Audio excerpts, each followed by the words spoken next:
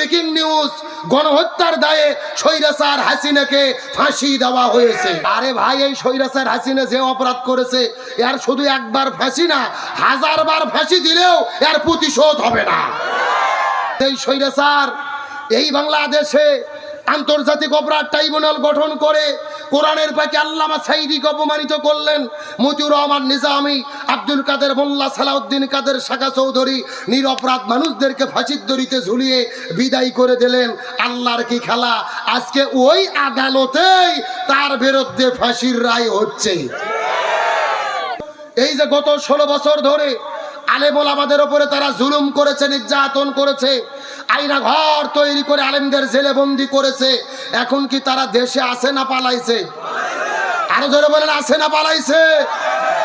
এমন কি আজকে ওই সেই গণহত্যার দায়ে স্বৈরাচার ফ্যাসিস্ট হাসিনার বিরুদ্ধে রায় দেওয়া হবে। আল্লাহু আকবার বলেন। সারা বাংলাদেশের 18 কোটি জনগণ প্রস্তুত। আমরা নিউজে দেখতে চাই ব্রেকিং নিউজ, গণহত্যার দায়ে স্বৈরাচার হাসিনাকে ফাঁসি দেওয়া হয়েছে। কথা বলেন ঠিক কিনা? এমন একটা নিউজ আমরা দেখতে চাই, 2000 ছাত্র জনতাকে যারা হত্যা করলেন, 33,000 ছাত্র জনতাকে যারা আহত করলেন, আলেমদের জেলেবন্দি করলেন, তার রায় ফাঁসি হওয়ার দরকার আছে না নাই? আরে ভাই, এই স্বৈরাচার হাসিনা যে অপরাধ করেছে এর শুধু একবার ফাঁসি না, 1000 বার ফাঁসি দিলেও এর প্রতিশোধ হবে না। একবার ফাঁসিটা তো দুনিয়ার বিচার, আর আখিরাতের বিচার। ফাঁসি আল্লাহ দিতেই থাকবে, মারতেই থাকবে, কিন্তু মরবে না। সুবহানাল্লাহ কোন? মানে আল্লাহ ইচ্ছা মতো শাস্তি দিতে থাকবে, কিন্তু জাহান্নামে কিন্তু কেউ মরে যাবে না, শাস্তি পেতেই থাকবে, পেতেই থাকবে, খালিদিনা ফিহা। সুতরাং যেই স্বৈরাচার এই বাংলাদেশে আন্তর্জাতিক অপরাধ ট্রাইব্যুনাল গঠন করে কোরআনের পাকে আল্লামা সাঈদীকে অপমানিত করলেন, মতিউর রহমান নিজামী, আব্দুল কাদের মোল্লা, সালাউদ্দিন কাদের, শাখা চৌধুরী নিরপরাধ মানুষদেরকে ফাঁসির দড়িতে ঝুলিয়ে বিদায় করে দিলেন। আল্লাহর কি খেলা, আজকে ওই আদালতেই তার বিরুদ্ধে ফাঁসির রায় হচ্ছে। এগুলো কার বিচার? একই বিচারক, একই আদালত, একই ট্রাইব্যুনাল। আল্লাহর কোরআন বলেন, ওয়া মাকারু ওয়া মাকারাল্লাহ ওয়াল্লাহু খায়রুল মাকিরিন। তারাও ষড়যন্ত্র করে, আল্লাহও কৌশল অবলম্বন করে। কার কৌশল বিজয় হয়? আল্লাহ বলেছেন, ইয়াকিদুনা কায়দা ওয়া আকিদু কায়দা।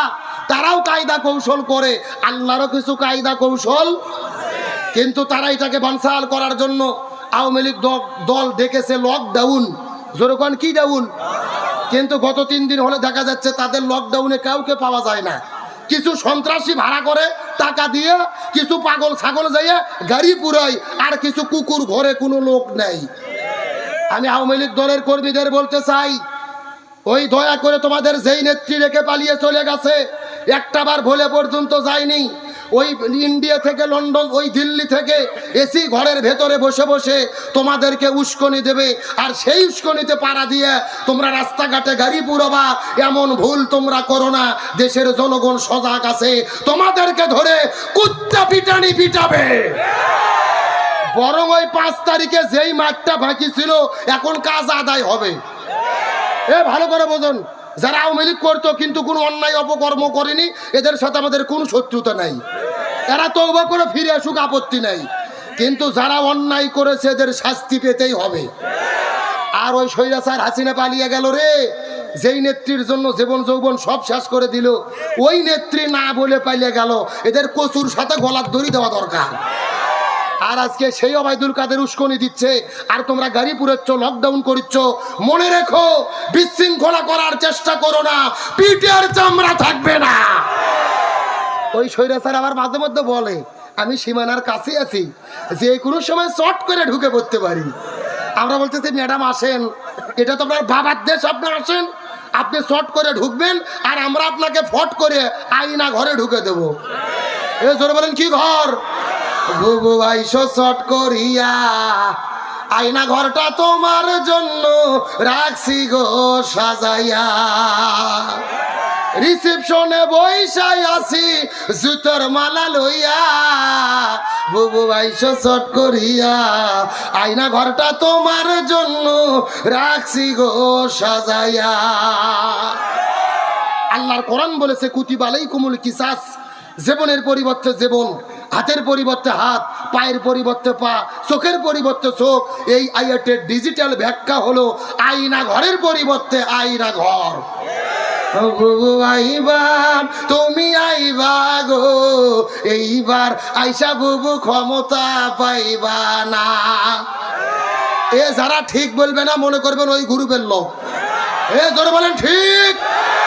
বুবু আইবা তুমি আইবা গো, এইবার আইসা বুবু ক্ষমতা পাইবা না। খোঁজনেই বুবু কাদের কাকার অবস্থা খারাপ, দরবেশ বাবার হারুন আঙ্কেল এখন সামনে আসে না। নেতা কর্মী সব জেলের ভেতর, বুবু আছে ডরের উপর, কখন জানি আসে গ্রেফতারি পরোয়ানা। বুবু আইবা তুমি আইবা গো, এইবার আইসা বুবু ক্ষমতা পাইবা না। বয়স তোমার 80 বছর, ও ডাকিছে বুবু তোমায় কবর, দাফন হবে কোথায় সেইটা ভাবলা না। বুবু আইবা তুমি আইবা গো, এইবার আইসা বুবু সিয়ার পাইবা না। কথা বলেন ঠিক কিনা? আলোচনা কি চলবে? কারা কারা চলবে? দুটি হাত আল্লাহকে তুলে দেখান। লিল্লাহে তাকবীর। আল কোরআনের আলো, আজকের মাহফিল চলছে চলবে। চুয়াডাঙ্গার মাহফিল, হাজরাহাটির মাহফিল কতক্ষণ চলবে? সারা রাত। খেয়ে এটাকে হুজুর মারা ওয়াজ নাকি? আবার বাইরে সারা রাত নয়। আলোচনা যেহেতু শুরু করেছি, মিনিট 30-এর টাইম কি দেওয়া যাবে? জোরে বলেন, দেওয়া যাবে? তাহলে চিৎকার করে বলেন তো দেখি, রসুলের জীবন আদর্শ মেনে চলাকে ফরজ করে দিয়েছেন কি? আরো জোরে বলেন। আমার বন্ধুগণ, মুসলমান ভাইরা গভীর মনোযোগ লক্ষ্য করুন। কোনো দিকে নজর নাই, কোনো দিকে তাকাতাকি নাই। কথাগুলো সুন্দর করে বোঝার চেষ্টা করবেন। আল্লাহ নবীজির জীবনকে অনুসরণ করাকে ফরজ করে দিলেন। কেন ফরজ করে দিলেন? আমি পুরো কোরআনটা গবেষণা করে দেখেছি। আল্লাহ রাব্বুল আলামিন ওই নবীজির আদর্শ মেনে চলা আমাদের জন্য ফরজ করে দিয়েছেন। এর পেছনে কারণ হলো 3টা। জোরে বলেন কয়টা? আরো জোরে। আল্লাহ 3টা কারণে নবীর জীবন মানাকে ফরজ করে দিয়েছেন। তার মধ্যে প্রথম নম্বর কারণটা কি? এই সম্পর্কে আমার আল্লাহ তাআলা কোরআনের মধ্যে কত চমৎকার করে বলেন, লাকাদ কানা লাকুম ফি রাসূলিল্লাহি উসওয়াতুন হাসানাহ। সূরা আযাব 21 নম্বর পারার 19 নম্বর পৃষ্ঠার 2 নম্বর লাইন 21 নম্বর আয়াতে কারিমা। তাফসীর ইবনে কাসিরের মধ্য থেকে বলতেছি, আল্লাহ বলে, এ পৃথিবীর মানুষেরা মনোযোগ দিয়ে শুনে নাও। এই জমিনে যদি তোমরা সফল হতে চাও, আমি নবীর জীবনের ভেতরে শ্রেষ্ঠ আদর্শ দান করেছি। যদি তোমরা সফল হতে চাও, নবীর আদর্শকে মেনে চলা ছাড়া কোনো উপায়। এ চুয়াডাঙ্গার মুসলমান গভীর মনোযোগ। ইমাম বুখারী রহমাতুল্লাহ আলাইহি বুখারী শরীফ লেখার আগে এই জমিনের মধ্যে একটা কিতাব লিখেছিলেন, যেই কিতাবের নাম হলেন আল আদাবুল মুফরাদ। ওই কিতাবের মধ্যে তিনি বর্ণনা করে বলেন, হাসরের ময়দানে আল্লাহ 6 প্রকার মানুষদেরকে বিনা হিসেবে জাহান্নামের মধ্যে দেবে। তার মধ্যে প্রথম নম্বর প্রকার হলো তারা যারা জমিনের ভেতরে নবীকে বাদ দিয়ে অন্য কারো আদর্শ গ্রহণ করেছে। তার মানে বোঝা গেল, নবীকে বাদ দিয়ে অন্য নেতার আদর্শ গ্রহণ করলে কোথায় যেতে হবে? কিন্তু এখন আমি আপনাদেরকে জিজ্ঞাসা করি, বলেন তো, এই চুয়াডাঙ্গার শিক্ষিত মুসলমান ভালো করে উত্তর দেন তো, সত্য করে বলেন তো, এই চুয়াডাঙ্গা জেলার ভেতরে নবীকে বাদ দিয়ে অন্য কারো আদর্শ গ্রহণ করেছে এই রকম মানুষ আছে না নাই? আরো জোরে বলেন। কেউ বা বাবার আদর্শ গ্রহণ করেছে। বাবাকে কি চেনা যায়? চেনেন না? বঙ্গবল্টু জাতির ফিতে, এ কথা বলেন। কেউ বা বাবার আদর্শ গ্রহণ করেছে, কেউ বা স্বামীর আদর্শ গ্রহণ করেছে, কেউ বা ইরশাদ চাচার আদর্শ গ্রহণ করেছে, কেউ বা কার্ল মার্কসের আদর্শ গ্রহণ করেছে, কেউ বা লেনিনের আদর্শ গ্রহণ করেছে, কেউ বা পুতিনের আদর্শ গ্রহণ করেছে। এ চুয়াডাঙ্গার মুসলমান চিৎকার করে বলেন তো, নবীকে বাদ দিয়ে বাবা চাচা খালু স্বামী ইত্যাদি যারা আদর্শ গ্রহণ করেছে, বিনে হিসেবে তাদেরকে যেতে হবে কোথায়? উপায় নাই রে, উপায় নাই রে মানুষ, উপায় নাই। নবী বিনে জান্নাত পাওয়ার উপায় নাই। বললে কি কষ্ট হবে? রসুলের মহব্বত সবাই একটু বলেন, উপায় নাই রে, উপায় নাই রে মানুষ, উপায় নাই। নবী বিনে জান্নাত পাওয়ার। আমার বন্ধুগণ মুসলমান ভাইরা গভীর মনোযোগ লক্ষ্য করুন। যেই নবীজিকে আল্লাহ দুনিয়ার মধ্যে নেতা করে প্রেরণ করেছেন, চিৎকার করে বলেন কি করে? আল্লাহ কোরআনের মধ্যে কত চমৎকার করে বলেন, ইয়াসিন।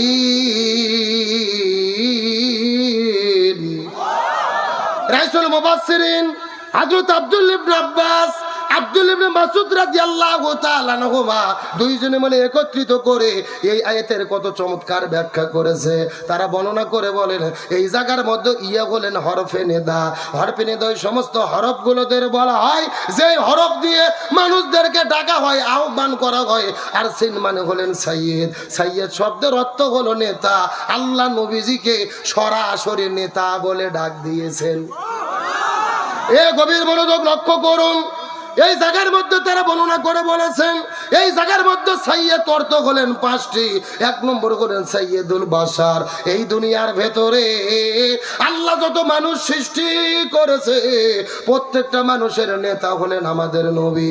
দুই নম্বর সাইয়্যিদুল আম্বিয়া। এই দুনিয়াতে আল্লাহ যত নবী প্রেরণ করেছে সবগুলো নবীদের নেতা হলেন আমাদের নবী। তিন নম্বর সাইয়্যিদুল মুরসালিন। এই দুনিয়ার ভেতরে আল্লাহ তাআলা যত রাসূল প্রেরণ করেছেন সবগুলো রসুলের নেতা হলেন আমাদের নবী। চার নম্বর সাইয়্যিদুল কাউনাইন। আল্লাহ তাআলা দোজাহান সৃষ্টি করেছে, ওই দোজানের নেতা হলেন আমাদের নবী। আর পাঁচ নম্বর সাইয়্যিদুল আলামিন। আল্লাহ যতগুলো জগৎ সৃষ্টি করেছে প্রত্যেকটা জগতের নেতা হলেন আমাদের নবী। লিল্লাহি তাকবীর। আমাদের নবী সমস্ত মানুষের নেতা, সমস্ত নবীর নেতা, সমস্ত রসুলের নেতা, তামাম জাহানের নেতা, বিশ্ব জগতের নেতা। ওই নবীকে নেতা মানার দরকার আছে না নাই? আমার বন্ধুগণ মুসলমান ভাইরা গভীর মনোযোগ। ওই নবী যে হাদিসের মধ্যে কত চমৎকার করে বলেন, মান তাশাব্বাহা বিকওম ফাহুয়া মিনহুম। যার সঙ্গে যার মহব্বত তার সঙ্গে তার কিয়ামত। হাদিসের ব্যাখ্যায় মুহাদ্দিসগণ বলেন, এই দুনিয়ার ভেতরে যে যেই দল করবে ওই দলের সাথে তার হাসর নাসর হবে। এখন পর্যন্ত হাদিসের ব্যাখ্যা বুঝতে পারেন নাই? এই দুনিয়ার ভেতরে গত 16 বছরে আওয়ামী লীগ নামক দল যারা করেছে, আওয়ামী লীগের হাসর নাসর হবে আওয়ামী লীগের সাথে, বিএনপির হাসর নাসর হবে বিএনপির সাথে, চরমোনাই পীরের মুরিদদের হবে চরমোনাই পীরের সাথে, জামাত ইসলামের হাসর নাসর হবে জামাত ইসলামের সাথে। এখন হয়তো বলবেন, হুজুর দলিল দেন, দলিল ছাড়া কথা বলা যাবে না। দলিল আল্লাহর কোরআন সূরা বনী ইসরাঈলের ভেতরে 71 নম্বর আয়াতের মধ্যে আল্লাহ কত চমৎকার করে বলেন, ইয়াউমা নাদউ কুল্লা উনাসিম বিইমামিহিম। আল্লাহ বলে পৃথিবীর মানুষেরা হাসরের ময়দানে কোন মানুষ কিন্তু একা থাকবে না, প্রত্যেকটা মানুষের সামনে থাকবে তার নেতা। সামনে কে থাকবে? এ গভীর মনোযোগ বোঝার চেষ্টা করেন। আল্লাহর বক্তব্য, হাসরের ময়দানে আপনি একা থাকবেন না, আমিও একা থাকবো না, সভাপতিও একা থাকবে না, এই হুজুরও কিন্তু একা থাকবে না। প্রত্যেকটা মানুষের সামনে থাকবে তার নেতা। আল্লাহর এই আয়াতটা যদি ভালো করে বোঝার চেষ্টা করেন, গভীর মনোযোগ, এই যে গত 54 বছর ধরে এই দেশের মধ্যে আওয়ামী লীগ নামক দল যারা করেছে, হাসরের ময়দানে দেখা যাবে তাদের সামনে প্রথম দাঁড়িয়ে যাবে বঙ্গবন্ধু শেখ মুজিবুর রহমান, তারপরে দাঁড়িয়ে যাবে ওই 16 বছরের স্বৈরাচার কাঁঠাল রানী হাসিনা। এ কথা বলেন। এরপরে ওবায়দুল কাদের, তারপরে অন্যান্য নেতা কর্মী, এই দেশের মধ্যে বিএনপি নামক দল যারা করে, হাসরের ময়দানে লক্ষ্য করে দেখা যাবে তাদের সামনে প্রথম দাঁড়িয়ে যাবে শহীদ প্রেসিডেন্ট জিয়াউর রহমান, তারপরে ম্যাডাম খালেদা জিয়া, তারেক জিয়া, মির্জা ফখরুল ইসলাম আলমগীর। এই দেশের মধ্যে চরমোনাই পীরের যারা মুরিদ হয়েছে, হাসরের ময়দানে লক্ষ্য করে দেখা যাবে তাদের সামনে প্রথম দাঁড়িয়ে যাবে মরহুম পীর সাহেব হুজুর, তারপরে মুফতি ফয়জুল করিম, মুফতি রিজাউল করিম, অন্যান্য মুরিদেরা।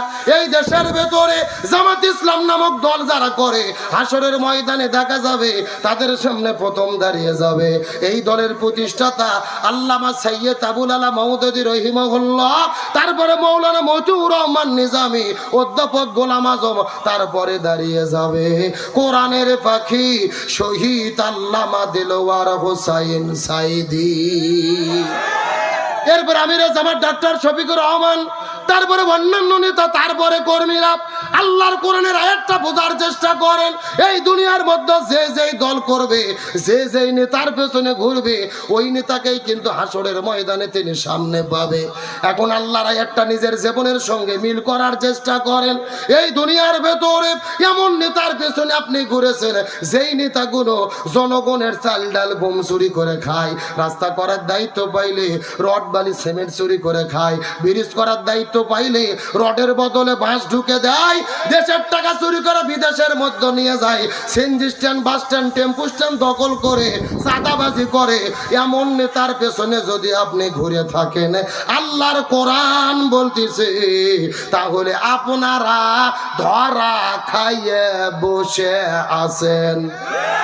এ ধরে বলেন, এ নেতা মানা দুনিয়ার বিষয় নয়। এই দুনিয়াতে আপনি যাকে নেতা মানবেন, হাসরের ময়দানে তাকে আপনি সামনে পাবেন। এখন হাসরের ময়দানে আলেম ওলামাদেরকে, রসুলের তরিকার আদর্শের মানুষদেরকে সামনে পেতে চান, নাকি সুদকুর, ঘুষকুর, বাটপার, সিটারদেরকে আপনি ইমাম হিসেবে সামনে পেতে চান? বাড়িতে যাবার পরে বিছানাতে শুয়ে বইয়ের সাথে চিন্তা ভাবনা করে সিদ্ধান্ত গ্রহণ করবেন। না, কমিটির লোক আমাকে হাতে লাঠি দেয়নি যে আপনাদেরকে আমি পিটাইয়া পিটাইয়া ওয়াজ বুঝাবো না। আমার দায়িত্ব কোরআনের বক্তব্য দেওয়া, মানা না মানা আপনাদের ব্যাপার।